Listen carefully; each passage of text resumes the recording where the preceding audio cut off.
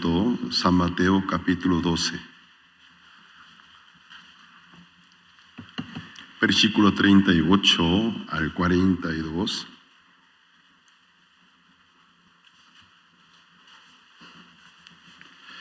Si lo tienen, voy a leer, versículo 38 al 42. Entonces respondieron algunos de los escribas y de los fariseos, diciendo: Maestro, deseamos ver de ti señal. Él respondió y les dijo: La generación mala y adúltera te manda señal, pero señal no le será dada, sino la señal del profeta Jonás. Porque como estuvo Jonás en el vientre de gran pez 3 días y 3 noches, así estará el Hijo del Hombre en el corazón de la tierra 3 días y 3 noches. Los hombres de Nínive se levantarán en el juicio con esta generación y la condenarán, porque ellos se arrepintieron a la predicación de Jonás. Y aquí, más que Jonás en este lugar, la reina del sur se levantará en el juicio con esta generación, la condenará, porque ella vino de los fines de la tierra para oír la sabiduría de Salomón. Hasta el versículo 42 leídos. La señal de Jonás es una de principal sombra de la señal del Cristo. El mismo Jesucristo tomó la señal del profeta Jonás. Alguno dirá: ¿cómo una persona en el estómago de un gran pez 3 días y noche podría sobrevivir? Desde cuando yo era muy niño, mi padre tenía costumbre de comprarme una revista infantil, la cual trataba de un tema complejo, o sea, del tema de niños de diferentes áreas, ciencia, tema academia, novelas, hasta caricaturas.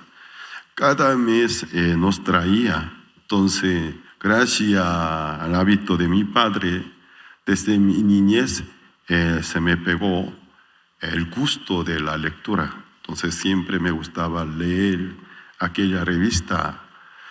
Era una revista muy gruesa, de muchas páginas, pero muy pronto, cuando mi padre me traía, en unos días acababa de leerla, y todo el restante, o sea, del mes, yo la leía de forma repetidas.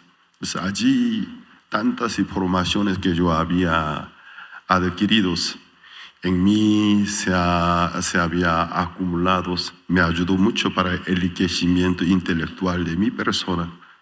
Luego de yo entré a adolescencia, en vista de aquella revista mensual infantil, mi padre ya traía una revista mensual a nivel internacional, Reader's Digest.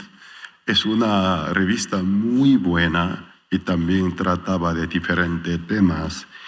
Y aquella revista también a mí me ayudó en gran manera. Y doy gracias a mi padre, por más que no era cristiano, en vez de comprarme un juguete, me compraba libros. Esto me dirigió al mundo de la lectura y finalmente llegó a ser mi costumbre de toda la vida.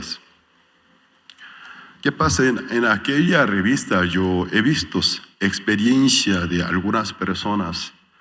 Entre diferentes experiencias, una persona fue mordido por un tigre, por un león, cómo sobrevivió. Una vez he visto una persona un pescador fue tragado por una ballena. Entonces, más de 1 día y medio estuvo en el estómago de ballena. Luego él fue vomitado.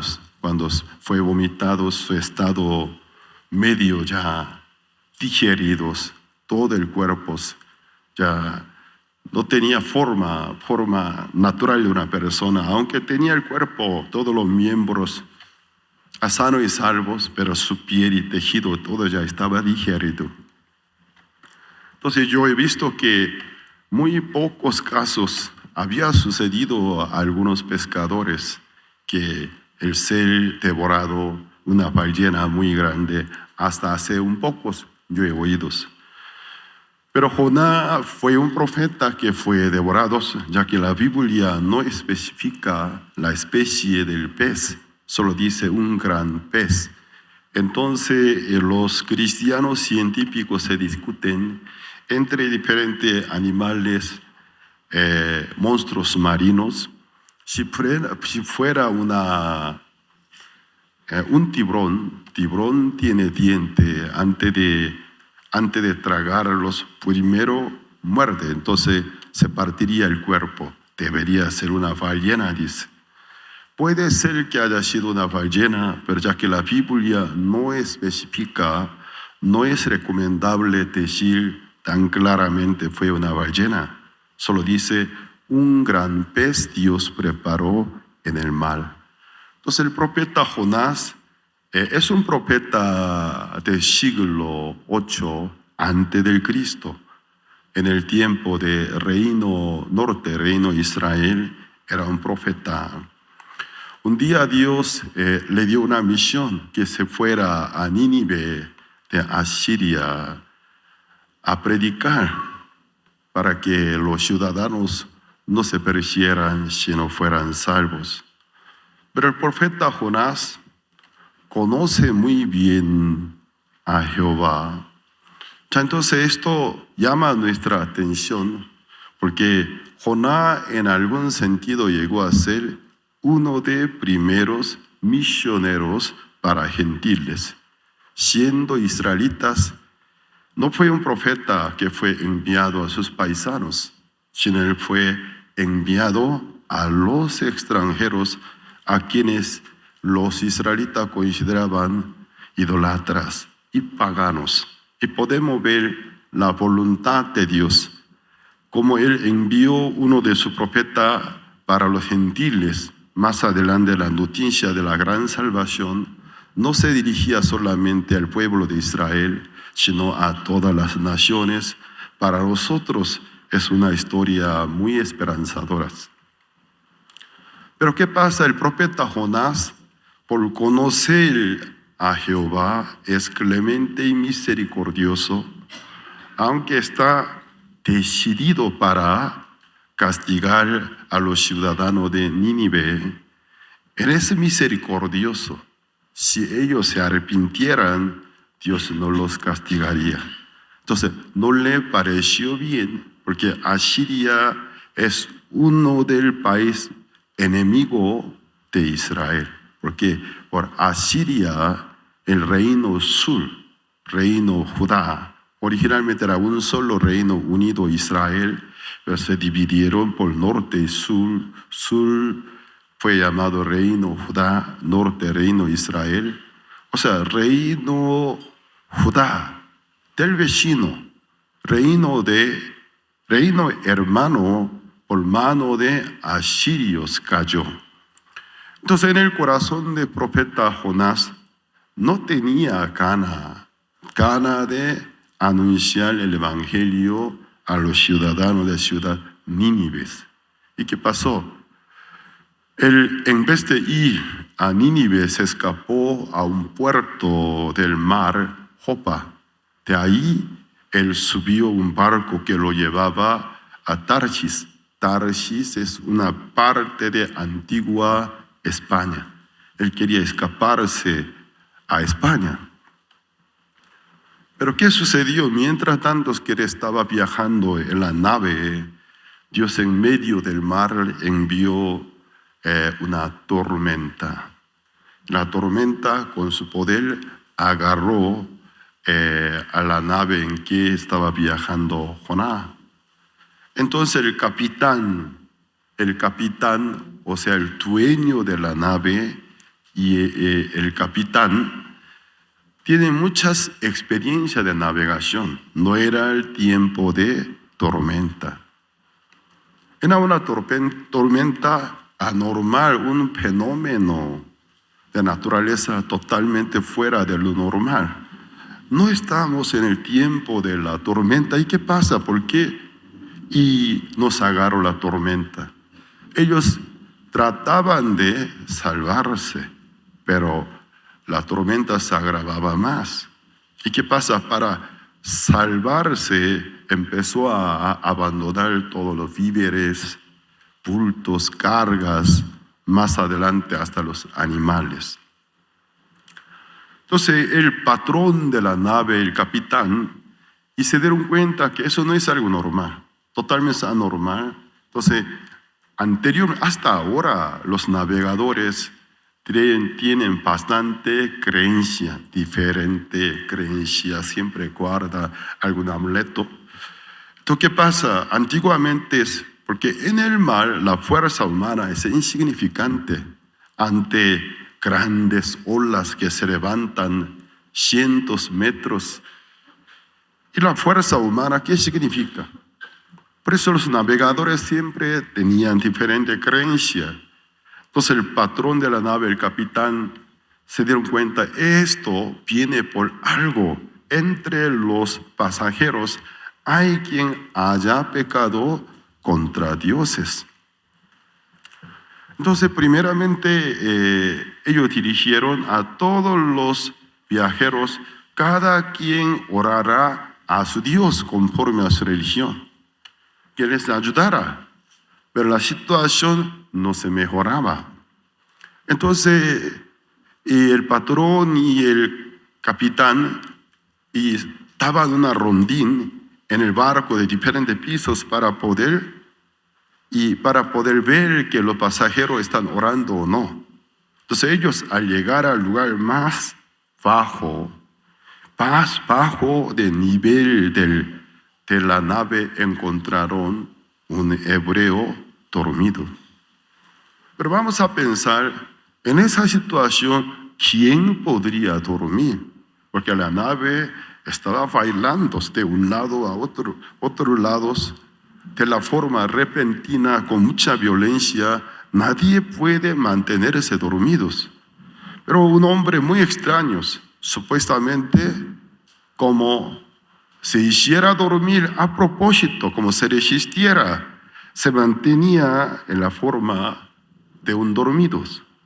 Entonces el capitán, el patrón preguntaron, ¿qué pasa? Levántate, dormilón, no es el momento de dormir. ¿Acaso tú no percibes en qué situación nos encontramos? Le pregunta, ¿quién eres tú? ¿Tú qué haces? ¿Y por qué vino esa tormenta? Él responde, yo soy hebreos, israelitas, yo soy profeta de Jehová. Esta tormenta se vino por mi causa. ¿Por tu causa? ¿Qué tienes? Yo soy un profeta de Jehová de Israel. Él me mandó para Nínive a predicar. Pero yo no quería que los ciudadanos de ciudad Nínive fueran salvos. Yo conozco a mi Dios, es misericordioso y clemente.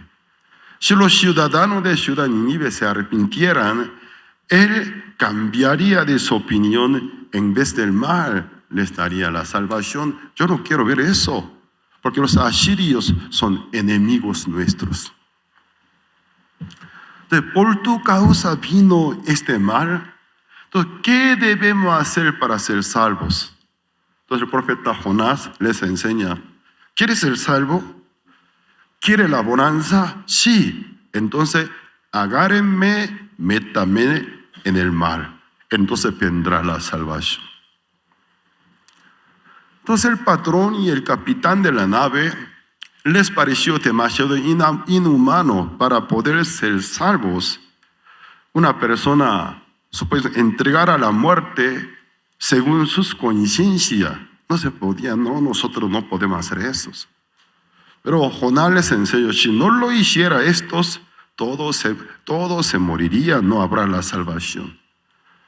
Finalmente, ellos, luego de haber intentado diferentes formas para salvarse, se dieron cuenta que ya no se pudieron. Ellos agarraron al profeta Jonás. Como Jonás les decía, entrégame a la muerte, que métame en el agua. Cuando me meten en el agua, vendrá la salvación. Entonces todos los navegantes oraron a Dios de Israel y pidieron perdón, que no les echara la culpa por lo que estaban a punto de hacer, porque el mismo profeta les había exigido. Ya que este hombre nos ha exigido, por estos no nos echen la culpa ni nos castiguen, por favor. Y luego ellos levantaron el cuerpo del profeta Jonás, lo metieron en el agua. La palabra del profeta Jonás, métame en el agua, entonces serás salvo, es una expresión profética. Y profética, porque el profeta Jonás simboliza al Cristo. Todo el mundo quiere ser salvo, entrégame entonces a la muerte. Cuélgame entonces en la muerte. Máteme en la cruz. Entonces, os vendrá la salvación. ¿Qué pasa? Cuando ellos lo metieron en el agua, Jehová tenía preparados un gran pez, dice. Un gran pez tragó al profeta Jonás. Jonás 3 días y noche estuvo en el estómago del gran pez. Bíblicamente, el estómago de un gran pez y también el suelo del mar. Según el concepto, o sea, filosofía hebrea, antigua filosofía hebrea, consideraba lugar del olvidados. Un lugar donde nadie puede verlo, nadie puede acordarse. Equivalente de un lugar para los muertos olvidados, Seol. Por eso los israelitas, cuando cruzaron por el suelo del Mar Rojo, entonces ellos caminaron por el suelo del Mar Rojo. Ningún ser humano desde la fundación del mundo pudo caminar por el suelo de un gran mar, porque es un lugar que un vivo nunca podría llegar. Entonces el hecho de que los israelitas atravesaron por el suelo del Mar Rojo, según la Biblia es interpretado, es el Seol, lugar de la muerte. Por eso el hecho que ellos atravesaron por el suelo del Mar Rojo de parte de Egipto hacia Canaán, la Biblia interpreta equivalente del bautismo. Entonces, bautismo tiene un significado, sepultar, sepultarlo. O sea, un acto testimonial, demostrar al mundo debajo del agua, hundir una persona, luego levantarlo. El hecho de hundirlo debajo del agua, equivalente de que los israelitas atravesaron por el suelo del mar. El lugar de la muerte. Llegar a otro lugar, o sea, subirse del agua, símbolo de la resurrección. Esto llegó a ser más adelante un concepto, o sea, doctrinal del testimonio, del bautismo. El bautismo, ¿qué significa? Mi viejo hombre, que pertenecía a Faraón. Mi viejo hombre que pertenecía al príncipe de este mundo, Satanás. Por la salvación del Señor, morirme hacia el mundo, morirme hacia el pecado. Y subirse, ¿qué significa? Resucitar, ser levantado por nueva criatura, nuevo hombre delante de Dios. ¿Y qué pasa? Un gran pez, o sea, el estómago de un gran pez también, uno de símbolo del Seol, el lugar de los muertos. ¿Qué pasa? El profeta Jonás estuvo en el lugar de los muertos. Yo sí había leído, repito decir a ustedes, algunos pescadores que 1 día y medio estuvieron en el estómago de ballena pero nunca había leído una persona más de 3 días pudo estar en el estómago de un gran pez. Ese es un milagro. Entonces, esto cuando Jonás se arrepintió, el gran pez lo vomitó. Imagínense, cuando Jonás, luego de ser vomitado, llegó a la orilla del mar. Y las personas que vieron un gran pez se acerca a la orilla del mar, luego vomita de la boca de un gran pez, se sale un humano medio ya digerido. Imagínense, ningún cabello, ningún velo en su cuerpo. Todo se deritó. ¿Y qué pasó? Entonces, solo la piel, su tejido de piel también con medio gelatinas. Pero un vivo salió, era un milagro. Seguramente muchos le hayan preguntado, ¿qué pasa? Es un milagro, no puede ser. Empezó a testificar. Así Jonás llegó a ciudad Nínive. La ciudad Nínive era una ciudad enorme para dar una vuelta, porque según el libro de Jonás, en la ciudad Nínive 120,000 habitantes estaban viviendo. Entonces, para poder darse una vuelta completa de ciudad Nínive se llevaba 3 días de caminata. Pero Jonás solo dio un día del caminata. ¿Y qué pasa? Entonces, vamos a imaginar, la apariencia de Jonás no es cualquier hombre. Entonces, ¿qué pasa? Tiene quemadura todo el cuerpo. ¿Qué pasa? No, así me ha sucedido, Jehová me hizo esto. ¡Qué milagro! Cuando Jonás empezó a compartir, toda la ciudad Nínive se arrepintió. Toda la ciudad fue salvada de la destrucción destinada. Entonces el Señor Jesucristo, aquí ¿qué dice? Mateo capítulo 12, versículo 38. Entonces respondieron algunos de los escribas y de los fariseos diciendo, Maestro, deseamos ver de ti señal. Esto no es extraño. Jesús todos los días estaba haciendo señales y prodigios. ¿Qué señal más quiere? Entonces Jesucristo vio, es una generación malvada y adúltera. Aunque Jesús todos los días caminando, todos los días Él estaba haciendo señales, milagros, prodigios. ¿Quién profeta? Aunque en toda historia de Israel hubieron grandes profetas, pero ¿quién profeta fue más que Jesús? ¿Quién profeta? Entonces, ¿qué pasa? Todos los días se manifestaba de mano de Jesús grandes prodigios, milagros. Pero aún los fariseos escribas, los líderes del reino Judá, piden señales.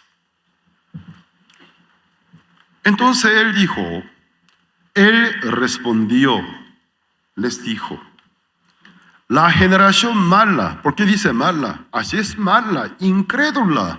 Aunque todos los días por mano de Jesús se manifiesta la salvación, no quiere creer.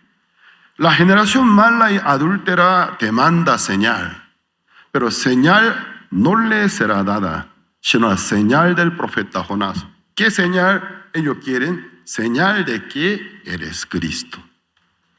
Bueno, yo les daré una sola señal. Señal del profeta Jonás. Siguiente. Porque ¿cómo estuvo Jonás en el vientre de gran pez 3 días y 3 noches? Es un milagro equivalente de estar muertos en Seol. Así estará el Hijo del Hombre en el corazón de la tierra 3 días y 3 noches. Los hombres de Nínive se levantarán en el juicio con esta generación y la condenarán, porque ellos se arrepintieron a la predicación de Jonás. Y aquí más que Jonás en este lugar. La reina de Sur se levantará en el juicio con esta generación y la condenará, porque ella vino de los fines de la tierra para oír la sabiduría de Salomón. El viernes en la madrugada me regresé de Turquía, del viaje, luego de haberme participado en la ceremonia de 50 aniversario por el establecimiento de escuela misionera de nuestra misión Buenas. Era ya supuestamente sábado de la madrugada. Entonces algunos aquí copastores, estudiantes del seminario me estaban esperando. Me bajé de camioneta. Cuando quería entrar a casa pastoral, oí que desde lejos por un micrófono alguna señora estaba llorando con llanto amargamente. Y me detuve y dije, ¿qué es este ruido? Parece llanto. ¿Pero qué pasa? Yo soy bastante sensible, no me parezco sensible, pero soy muy sensible, percapto muy bien hasta mínimos ruidos. Entonces, oigo llanto. Mi esposa me miró, yo no oigo nada. Y los copastores, oigo llanto, una mujer está llorando. Otra vez, desde lejos por aquí, no sé de dónde, con un micrófono. Si fuera un luto, un funeral, nunca con el micrófono lloraría. Entonces es una ceremonia. Seguramente alguna mujer religiosa por muerte de Jesucristo está llorando. ¡Qué religiosidad! Yo dije. Jesús le encantaría que alguna persona de hoy en día esté llorando por su muerte. Si Jesús no hubiera resucitado, deberíamos llorar. ¿Por qué? Es una tragedia, una causa de gran tristeza, porque el gran profeta, a quien creíamos el Mesías, murió, fue asesinado, pero Cristo resucitó. Entonces, su muerte para nosotros no llega a ser causa de tristeza, sino causa del agradecimiento y gratitud para alabar a Dios. Mucha religiosidad hoy en día, muchos religiosos mal interpretan la Biblia. Jesús habrá muerto el día viernes, el día domingo, porque se llama el día del Señor. Los cristianos del siglo I se reunían en el día del Señor. La palabra el día del Señor, también en el libro del Apocalipsis aparece. El apóstol Juan estuvo en Isla Patmos en el día del Señor, quiere decir el día domingo. Porque Cristo resucitó el día domingo. Entonces los cristianos de iglesia primitiva tenían costumbre de llamar al domingo el día del Señor. Porque después de la resurrección, muy de la madrugada. Entonces, día del reposo, viernes 6 de la tarde, sábado hasta las 6 de la tarde. Después del día de reposo, al día siguiente, muy de madrugada. Entonces, el día siguiente, luego del sábado, ¿qué día sería? Domingo. De muy de mañana Jesús ya, no es que la madrugada del día domingo resucitó, cuando María y Magdalena, algunas María, creo que en el tiempo de Jesús María era el nombre más popular, muchas Marías. Entonces llegaron a la tumba de Jesús para ungir al cuerpo del Cristo. ¿Qué pasó? La tumba ya estaba vacía. Entonces Jesucristo no se resucitó domingo de la madrugada, tal vez sábado de la noche. Entonces Él ya estaba resucitado. Entonces aquí mismo Jesucristo dijo, como profeta Jonás, 3 días y 3 noches estuvo en el estómago de gran pez. Así es necesario el Hijo del Hombre, es costumbre de Jesús. Cuando quería mencionarse a sí mismo como si fuera un tercero, siempre mencionaba el Hijo del Hombre, pero la H con mayúscula, o sea, es el mismo. Que el Hijo del Hombre 3 días y noche debería estar en el corazón de la tierra, o sea, 3 días completos. Vamos a imaginar, si Jesús hubiera resucitado en la madrugada del viernes, vamos a descontar de la forma regresiva 3 días y noche. Sábado de la madrugada, viernes de la madrugada, jueves de la madrugada. Si Jesucristo hubiera resucitado sábado de la noche, antes de la medianoche, porque según concepto del día de los judíos, a partir de 6 de la tarde es el día siguiente. Nosotros a medianoche, pero ellos no. A partir de 6 de la tarde es el día siguiente. Entonces, a partir del 6 de la tarde del sábado es domingo. Si Jesucristo hubiera resucitado sábado de la tarde para nosotros, en el tiempo de Jesús ya es parte de domingo. Ya sábado de la noche Jesús hubiera resucitado, entonces 3 días completos vamos a descontar de la forma regresiva. Viernes de la noche, jueves de la noche, viernes de la noche, jueves de la noche, miércoles de la noche. Entonces, ¿en qué día Jesucristo teóricamente haya muerto?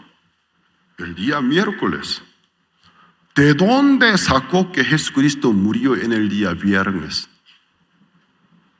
Entonces, no se completaría la palabra de Jesús. 3 días y noche debería estar en el corazón de la tierra. Exactamente 3 días. Esto coincide de que Lázaro, en el día 4 Jesús llegó. O sea, ¿cuántos días Lázaro estaba muerto? 3 días completos.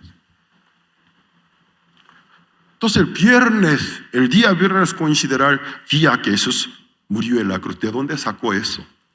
¿De qué Biblia, de qué versión sacó? De la cabeza de quién biblista sacó, un ignorante. Jesucristo, si realmente hubiera muerto, según la misma palabra de Jesús, 3 días completos, debería ser miércoles de la noche o jueves muy de la madrugada. Pero según la Biblia, Jesucristo murió antes de anochecerse. Entonces debería ser miércoles en la noche. Porque para los judíos ya era jueves. Entonces 3 días completos debería ser sábado de la noche. Pero para ellos ya es parte de domingo. Porque muy de madrugada cuando mujeres llegaron a la tumba ya estaba vacía. No es que Jesús en la madrugada resucitó. Antes de la madrugada, muy de la noche, ya había resucitado. Ya entonces, mismo Jesucristo dijo, la única señal de que el mundo sepa que soy Cristo, que yo pueda demostrar al mundo la señal del profeta Jonás. Desde el lugar de los ciudadanos de ciudad Nínive vamos a pensar, al ver a un hombre y cuya apariencia totalmente anormal, porque se ve su tejido de la piel, medio, todo ya no es una quemadura normal, no tiene ningún cabello y velo. ¿Y qué pasa? Yo 3 días y noche estuve en el estómago de un gran pez. ¿Qué pasa? Es un milagro. Y luego, al compartir, si no se arrepintieran, Dios castigaría a esta ciudad. Toda la ciudad se arrepintió. Llegó la gran salvación a ciudad Nínive. Jesús que dijo, en los días finales, los ciudadanos de ciudad Nínive se levantarán para condenarlos. Porque ellos creyeron la predicación del profeta Jonás, quien 3 días y noche estuvo muerto supuestamente.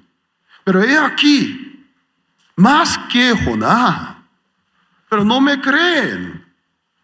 Y también la reina de Sur, Etiopía, escuchó noticias sobre Salomón. Desde su reino hasta reino de Israel hizo un gran viaje para escucharlo. Sin algún prejuicio, al escucharlo se maravilló. Yo he oído mucho de ti, pero ahora me doy cuenta, eres más que lo que yo había oído.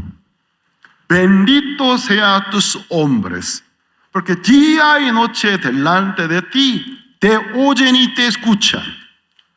La reina del sur se levantará contra vosotros, porque he aquí, más que Salomón. Ya entonces, nosotros, Jesucristo, si no hubiera resucitado, tendríamos que llorar. Ay, pobrecito, pobre Jesús. Como los discípulos, como mujeres que lloraban, hacían llanto alrededor de la tumba de Jesús. Si la resurrección de Jesús no hubiese sucedido, nosotros cada vez que nos toque la temporada de Semana Santa, bíblicamente, tal vez miércoles a noche, nosotros deberíamos estar haciendo llanto amargamente con micrófono. Pero Cristo resucitó. De la Semana Santa no conmemoramos una historia triste, sino la victoria del Cristo. Esa es la semana que debemos alegrar. ¿De dónde sacó la costumbre de no consumir carne? Ustedes aprovechan bastante carnes. Eso no tiene nada que ver con la Biblia. Tanta religiosidad casada con mitologías, creencias paganas. Ya apóstol Pablo, ¿qué dijo sobre la resurrección? El tema, el título de la prédica matutina del día de la resurrección del Cristo, el verdadero significado de la resurrección primera parte. La tarde y segunda parte sería. Entonces vamos a ver, según el apóstol Pablo, ¿cuál es el verdadero significado de la Pascua, la resurrección del Cristo? Romanos capítulo 4, versículo 25.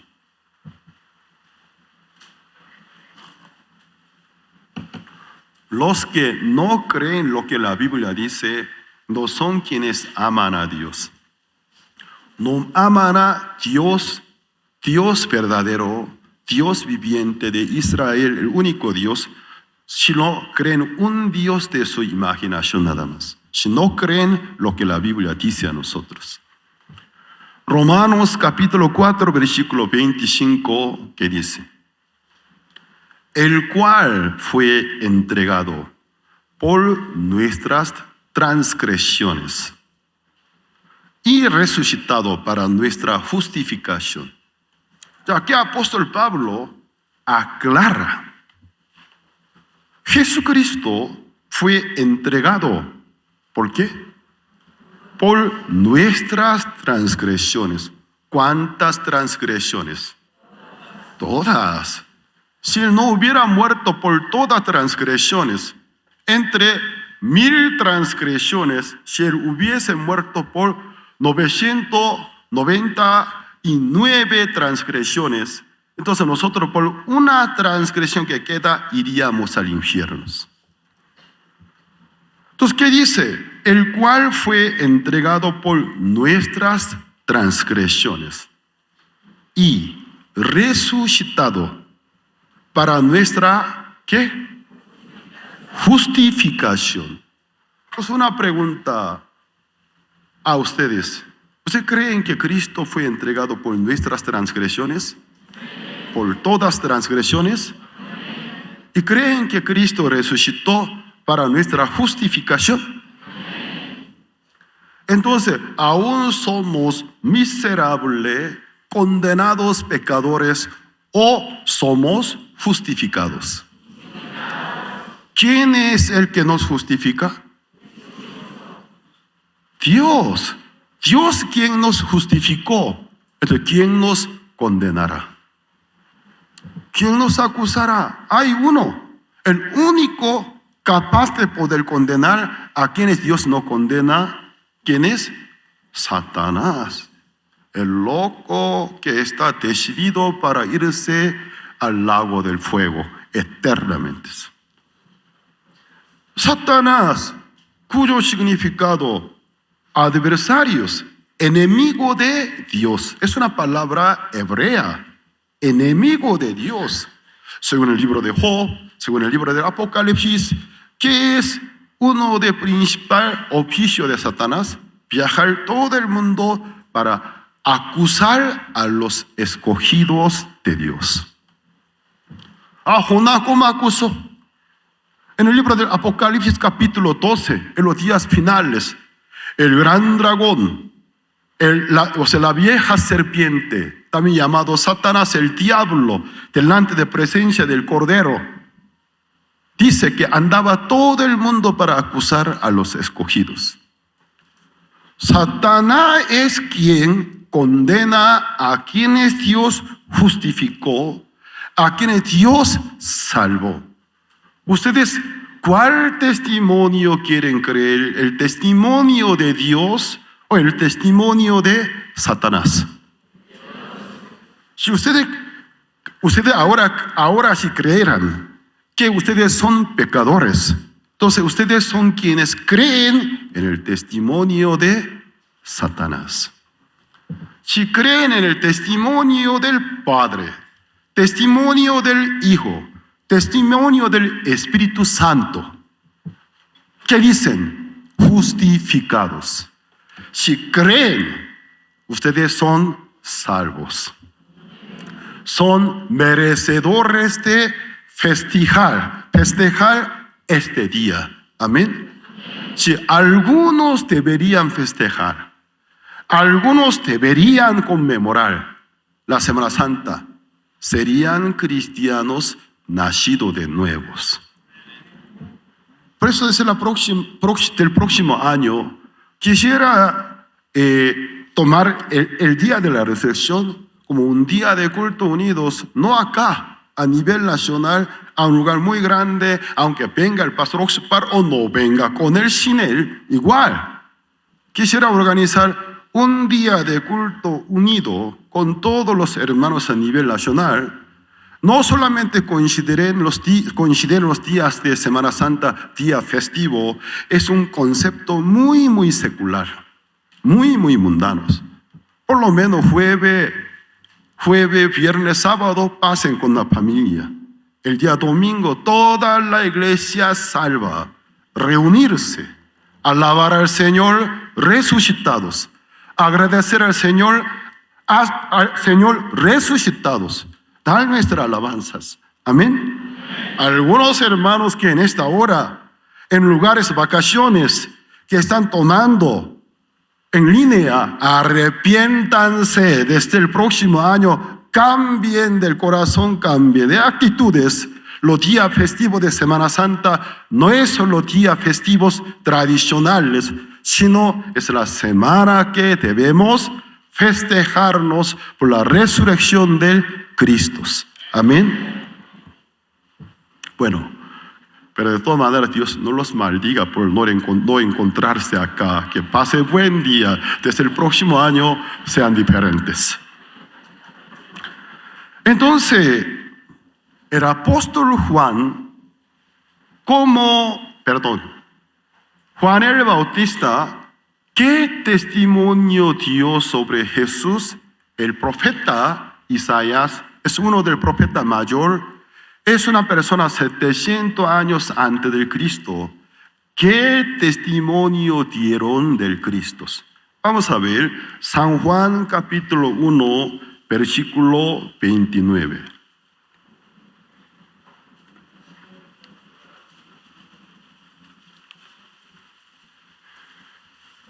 San Juan capítulo 1, versículo 29. El siguiente día vio Juan a Jesús, que venía a él y dijo: he aquí el Cordero de Dios que quita el pecado del mundo. Ya Juan el Bautista, ¿qué testimonio dio sobre Jesús? Que venía él. He aquí el Cordero de Dios que quita el pecado del mundo. Cuando yo era misionero en Asunción de Paraguay, entonces, ¿qué pasa? Enfrente del edificio de nuestra iglesia, en ese barrio, había una capilla. Todos los vecinos ahí se reunían. Era una Semana Santa.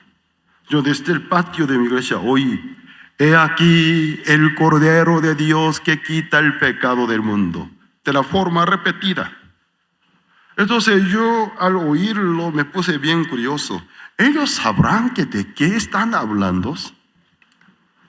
¿Sabrán que de qué están hablando? Ojalá que entiendan de qué estén hablando. He aquí el Cordero de Dios. El Cordero de Dios que quita el pecado del mundo. Ya que nosotros no somos judíos, no somos israelitas, no entendemos el concepto del Cordero de Dios. No porque ha sido tan precioso, tan tierno, tan limpio. Para el pueblo de Israel, el Cordero para Dios, el Cordero de Dios, ellos entienden perfectamente qué misión tiene. El animal expiatorio que redime el pecado del pueblo. Entonces, Juan el Bautista dio un testimonio. Vamos a ver San Juan capítulo 1, versículo 6. Hubo un hombre enviado de Dios, el cual se llamaba Juan. ¿Quién lo envió? Dios. El cual se llamaba Juan, amado de Dios, cuyos significados. El nombre de Juan, igual que el nombre de Jesús, ningún humano hizo, mismo Dios puso. Por lo tanto, nombre Juan y Jesús, bonito nombre. Porque mismo Dios puso por nombre Juan, amado de Dios, igual que Jesús. Hubo un hombre enviado de Dios, el cual se llamaba Juan. Siguiente. Este vino por testimonio. Su misión está el testimonio. Para que diese testimonio de la luz, a fin de que todos creyesen por él. Siguiente. No era él la luz, sino para que diese testimonio de la luz. San Juan capítulo 1, versículo 1. En el principio el verbo era con Dios. Dios era con el verbo era Dios. Versículo 2. Este era el principio con Dios. Versículo 3. Todas las cosas por él fueron hechas, o sea, el verbo. Sin él nada de lo que ha sido hecho fue hecho. En él, ¿qué había? La vida. La vida, ¿qué era? La luz de los hombres. Aquel verbo en el versículo 12, versículo 16 fue hecho carne como la gloria del Hijo unigénito de Dios. Nadie vio a Dios, pero él se dio a conocer al mundo sobre Dios, Jesucristo. Entonces, Jesucristo era el verbo era Dios. Jesucristo era Dios encarnado. Entonces, hubo un hombre enviado por Dios para dar testimonio sobre la luz. Pero no esta luz, el sol y la luna, sino la verdadera luz que desde el principio había existido. Siempre era y es, así será. Él vino para dar testimonio del Cristo. Luego San Juan capítulo 1 versículo 29, sobre aquel verbo en el principio, aquella luz que vino en carne y sangre, ¿qué testimonio dio? Para que por su testimonio creyesen, así estaban escritos. ¿Cuál testimonio dio? He aquí el Cordero de Dios que quita el pecado del mundo. Él dijo que Jesús es el Cordero de Dios. Su misión, quitar el pecado del mundo por su muerte. El profeta Isaías es uno del profeta mayor, unos 700 años antes de Cristo, profetizó. Isaías 53, versículo 6. Isaías 53, versículo 6. Todos nosotros nos descarriamos como ovejas, cada cual se apartó por su camino, mas Jehová cargó en él el pecado ¿de qué? Todos nosotros. Ya entonces, Jehová, algo que ha de suceder luego de 700 años aproximadamente, el profeta Isaías como expresó, como un sucedido, como un acontecimiento ya sucedidos. Es el mundo de la revelación. Porque en el mundo de la revelación, mundo de revelación es mundo de Dios. Dios es eterno. Allí no existe el correr del tiempo. Por lo tanto, no hay nada del futuro, nada del pasado. Siempre es el presente. Es un sucedido. Entonces, algo que va a suceder, como expresó, como un sucedidos. En él Jehová cargó el pecado de todos nosotros. Perfectamente coincide el testimonio con la profecía del profeta mayor Isaías. El testimonio de Juan el Bautista, el enviado de Dios por testimonio para dar testimonio sobre la luz. Jesucristo, he aquí el Cordero de Dios que quita el pecado del mundo. Jesús no hubiera cargado el pecado nuestros. Juan, ¿cómo pudo dar ese testimonio? Porque dio este testimonio, era la verdad que Jehová en él cargó el pecado de todos nosotros. Amén. Ya vamos a ver el libro de Levítico capítulo 16 versículo 21. Levítico capítulo 16 versículo 21. Y pondrá a Aarón, es el primer sumo sacerdote histórico de Israel. Luego de su partida, cada generación había un descendiente de Aarón, un solo sumo sacerdote, porque es un oficio perpetuo. Mientras tanto que un sumo sacerdote esté vivo, no puede haber otro. Pero acuérdense, en el tiempo de Cristo hubieron varios sumos sacerdotes, porque ninguno era conforme al orden arónico, falsos en el tiempo de sus quienes compraron el título. Pero la Biblia nos enseña un secreto. En el tiempo de Cristo, en el que ya en el reino Judá no había el orden sacerdotal arónico. El Espíritu Santo había elegido como el último descendiente del sumo sacerdote arónico, cuyo nombre es Juan el Bautista. Su padre era Zacarías. En el tiempo que ya no había más orden sacerdotal arónico, Dios eligió un descendiente de Aarón, Juan el Bautista.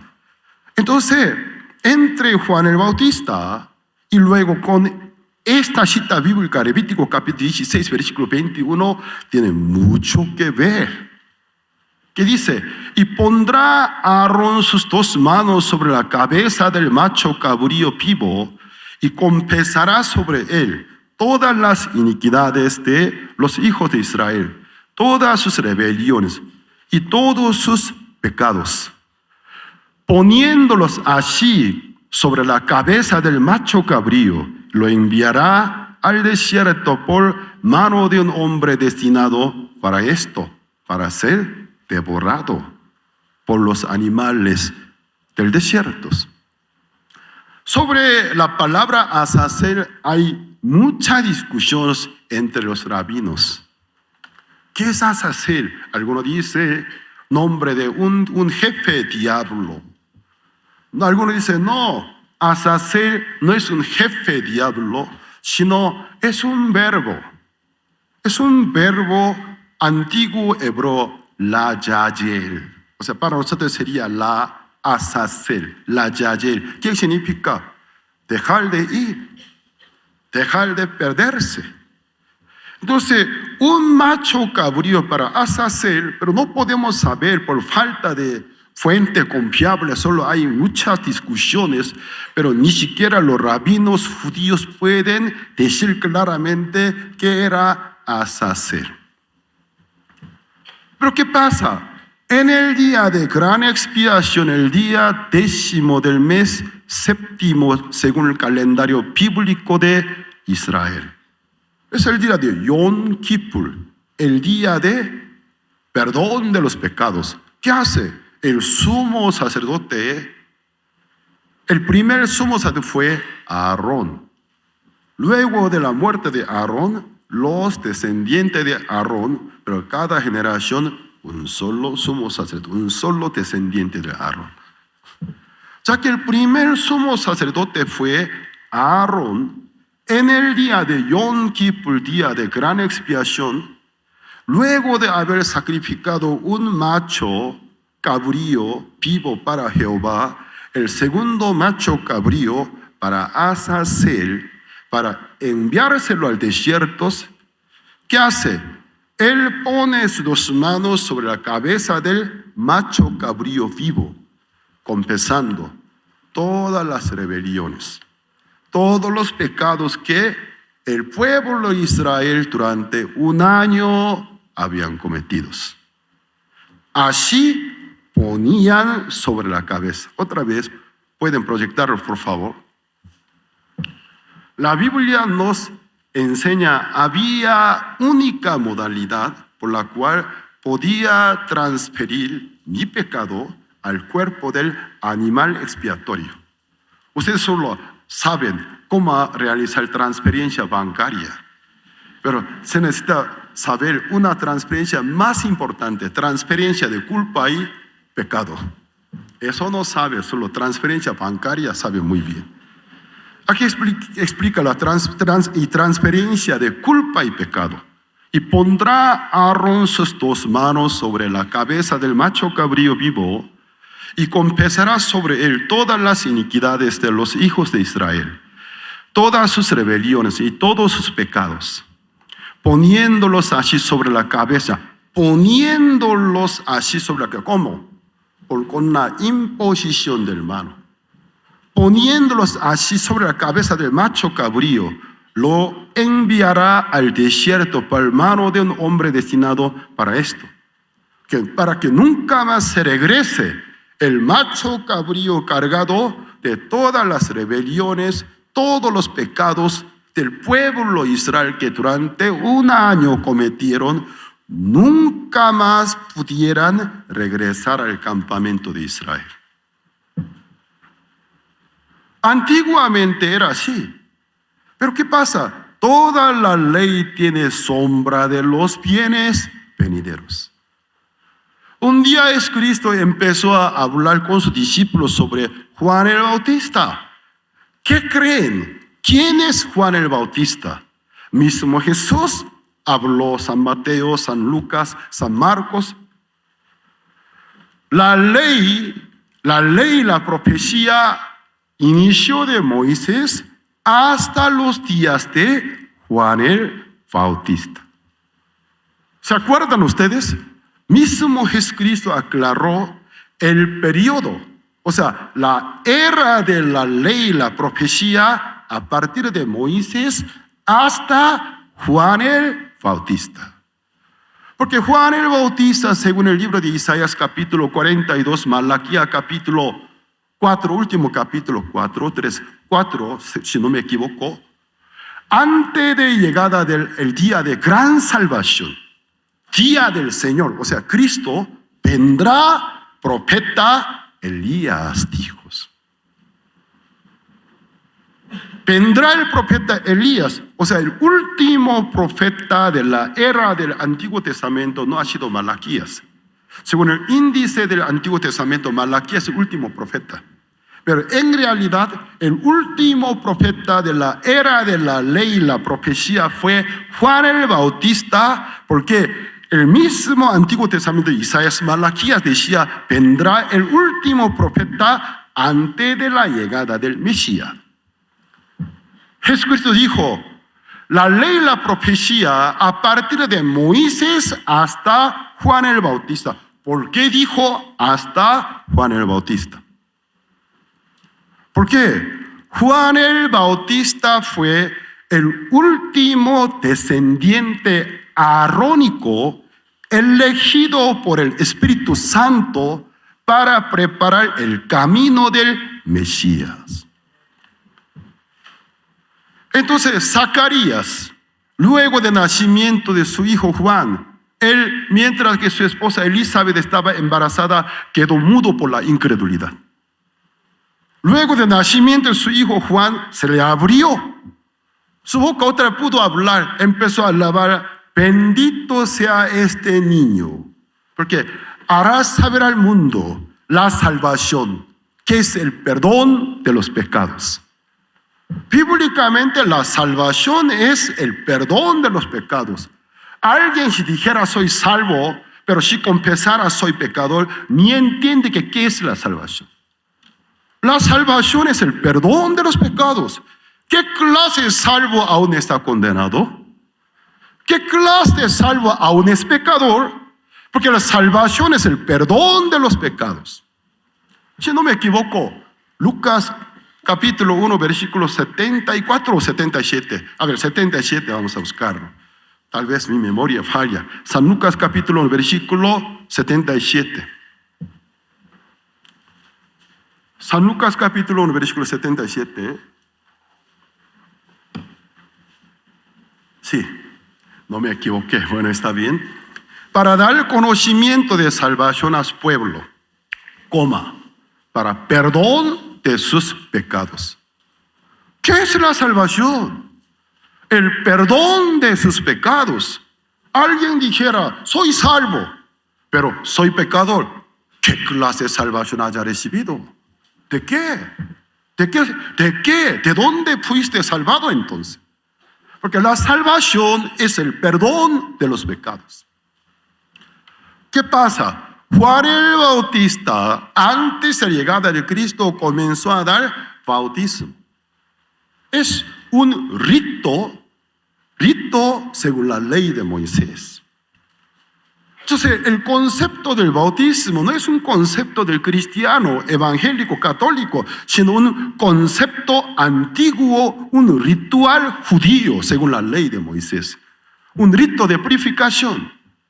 Entonces, cuando el pueblo de Israel organizaba el bautismo, en hebreo se llama tevilá, cuyo significado inmersión. Igual que la palabra griega bautismo, cuyo significado inmersión. En hebreo, tevilá. En griego, bautismo. Baptisma. En español, latín, español, bautismo. Inmersión. Totalmente sumergido debajo del nivel del agua. ¿Cuándo lo hacía? Cuando un enfermo, una enferma de alguna enfermedad inmunda se sane, luego de ser sanado, realizaba. O cuando un pagano, un extranjero, quiere ser judío, luego de estudiar la Torah y pactarse, comprometerse para ser fiel con la Torah, luego de la circuncisión al 8º día, cuando se cicatrice, ya no hay más flujo de sangre. Porque bíblicamente el flujo de líquido y sangre, símbolo de inmundicias. Luego realizaba tevilá. También para unas ceremonias del establecimiento del nuevo sacerdote. Pero ¿qué pasa? El bautismo que Juan el Bautista realizó no concuerda ninguno de estos casos de bautismo del Antiguo Testamento. Dice el bautismo para el arrepentimiento. En ninguna parte de la ley mosaica, ninguna parte del Antiguo Testamento se bautiza para el arrepentimiento. Totalmente un nuevo concepto. Entonces él estaba bautizando, o sea, realizaba inmersión. Entonces en la ley mosaica, en el caso de Tevilá cuando se realiza uno solo, no hay un maestro de la ceremonia. ¿Qué pasa? Solito se acerca a una alberca, si no fuera un río. Tiene que ser agua viva, agua corriente, agua trancada, muerta, no sirve. Agua viva, agua con vida. Entonces, ¿qué pasa? Aquella alberca fue llamado mikve. Entonces, al entrar a mikve hay una entrada escalera, desnudarse por completo. Luego, entra en el agua, sentarse debajo del nivel del mar, para que hasta su punta de cabeza todo esté debajo del nivel del mar. Cuando se sale, nunca más puede regresar por donde se bajó, porque significa regresar a su identidad anterior. Por otro lado, hay nueva escalera, subirse. Ahí espera con nueva ropa, que quiere decir nueva criatura. No es vieja criatura, ya eres renovado. Pero lo que Juan el Bautista organizaba no concuerda con nada de estos casos de Tevilá. Totalmente un concepto nuevo. Para el arrepentimiento. ¿Y qué pasa? Un día Jesucristo llegó a él. Vamos a ver San Mateo capítulo 3, versículo 15. San Mateo capítulo 3, versículo 15. Pero Jesús le respondió: deja ahora, porque así conviene que cumplamos toda justicia. Entonces le dejó. Un día delante de Juan el Bautista, según la selección bíblica, el último legítimo descendiente arónico, porque su padre era Zacarías, hijo de Aarón, su madre era Elizabeth, hijas de Aarón, es un legítimo descendiente de Aarón de ambos padres. ¿Qué quiere decir? Sangre fina y pura.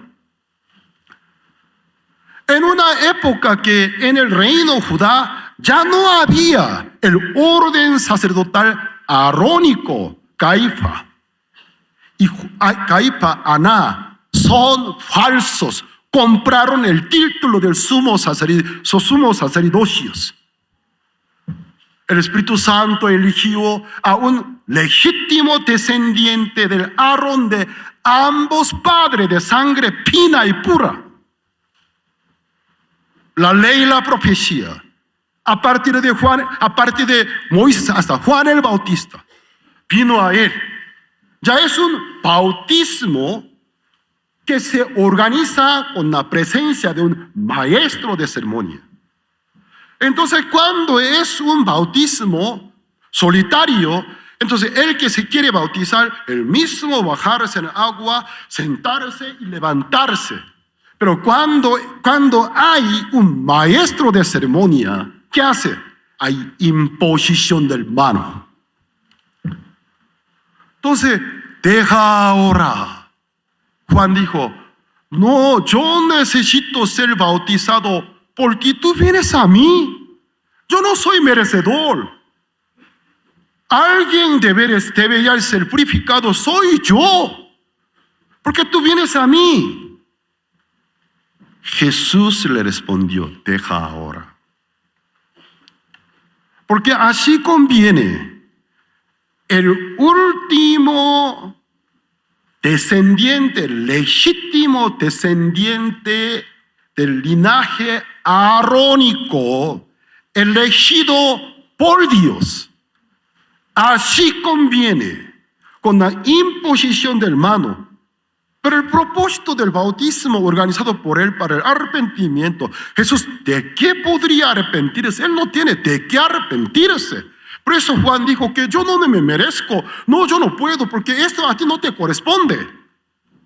Jesús que le dijo, deja ahora, porque así conviene el descendiente arónico, el último descendiente arónico, a quien a punto de ser el cordero que carga el pecado del mundo, así conviene que cumplamos toda justicia, le dejó.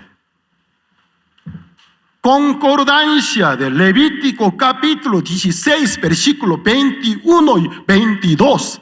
Aarón poniendo su mano sobre la cabeza del macho cabrío para Azazel. Allí sobre él ponía todas las rebeliones, todos los pecados del pueblo Israel. Así conviene que cumplamos toda justicia. Luego Juan el Bautista empezó a dar testimonio el día siguiente, cuando él vio que él venía a él. He aquí el cordero. Ayer, Señor, no, yo no puedo. Al día siguiente, he aquí el cordero de Dios que quita el pecado del mundo, Dios. Como el macho cabrío fue enviado al desierto, luego Jesús fue enviado al desierto 40 días y noche para ser tentado por Satanás, para poder demostrar que eres el digno cordero para Azazel. Satanás en él quería encontrar algún defecto, ningún defecto encontró. Pero ¿por qué cargó? Entonces él ciertamente no tiene su propia culpa, en él lleva el pecado del mundo. Hebreos capítulo 9, versículo 11 y 12.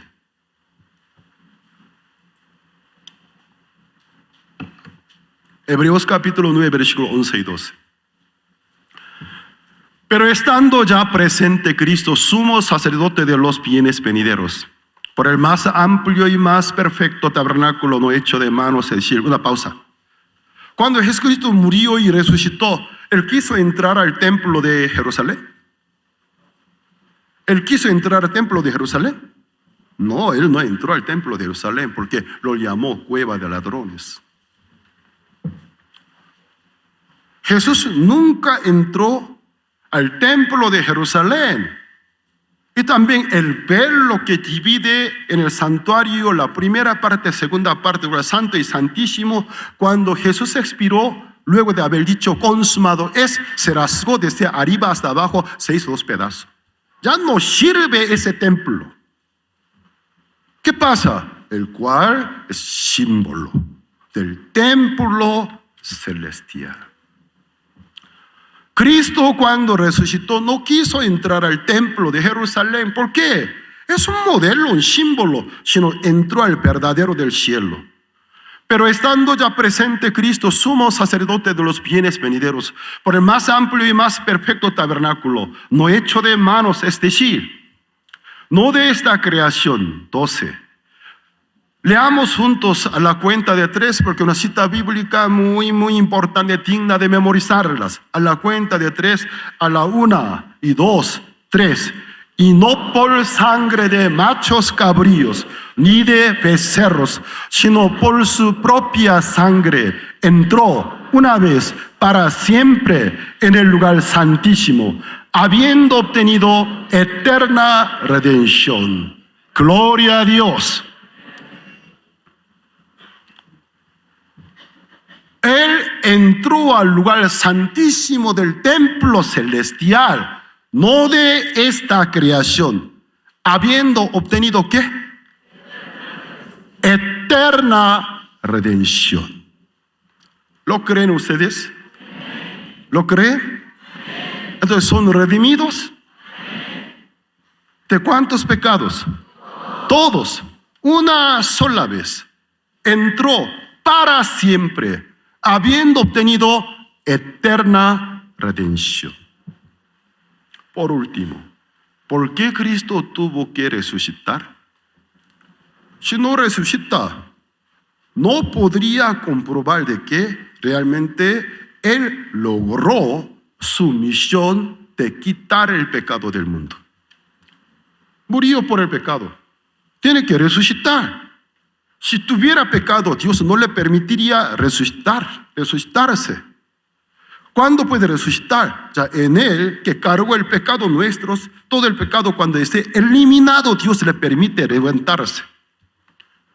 Por lo tanto, la resurrección es una demostración de la victoria del Cristo. Por último, Colosenses capítulo 2, versículo 13 al 15.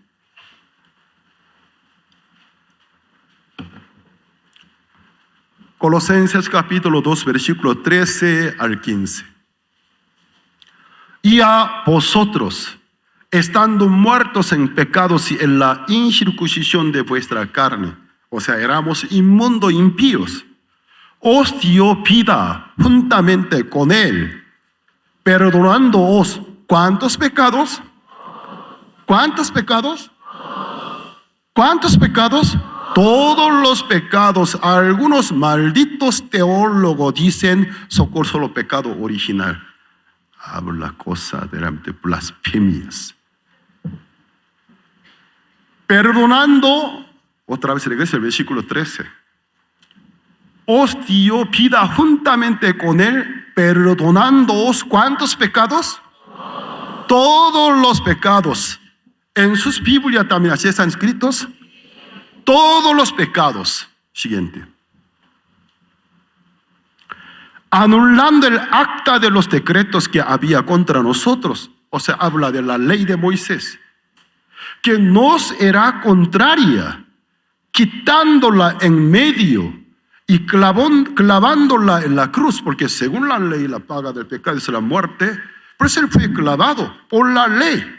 ¿Y para qué resucitó? Para la ley, según tu condición, según tu demanda. Yo cargué el pecado de todo el mundo, me muero para que ellos queden libres, me resucito. Entonces tú ya no tienes nada que ver conmigo, tú no tienes nada que ver bien con quienes me siguen. Anulando el acta de los decretos que había contra nosotros, que nos era contraria, quitándola de en medio y clavándola en la cruz, y despojando a los principados y a las potestades, los exhibió públicamente, triunfando sobre ellos en la cruz. Amén. La resurrección del Cristo es símbolo y sinónimo de la victoria de Cristo contra todos los pecados, contra la potestad de la muerte. Amén. Entonces, ya somos vencedores. Somos vencedores al pecado, vencedores al imperio de la muerte. Amén. Físicamente podríamos morirnos, pero nadie podrá llevar nuestro alma en el Seol, en el lugar del perdido eternamente. No puede retenerlo, porque Cristo venció al imperio de la muerte. Amén. Hermanos, si algunos el día de hoy deberían festejar, somos nosotros. Cristianos renacidos, iglesia renacida, iglesia salva, cristianos salvos, cristianos que realmente han recibido el perdón de sus pecados por el nombre de nuestro Señor Jesucristo. Amén. Por lo tanto, repito para finalizar, arrepiéntanse algunos hermanos, hermanas, que el día de hoy toman como un día festivo en algún lugar, algún hotel, alguna casa de vacaciones. Es hoy el día digno que toda la iglesia reunida festejar, alabar a nuestro Señor Jesucristo. Amén. Hasta aquí compartimos. Dios les bendiga. Muchas gracias. Escudriñando las Escrituras, aprendamos a profundidad sobre la vida de Jesucristo como un siervo incansable, el Hijo de Dios, que vino a la tierra para cumplir la voluntad del Padre. El Evangelio de San Marcos narra de forma directa la predicación y los milagros de Cristo. Adentrémonos al estudio bíblico del Evangelio de San Marcos con el pastor Oxu Park.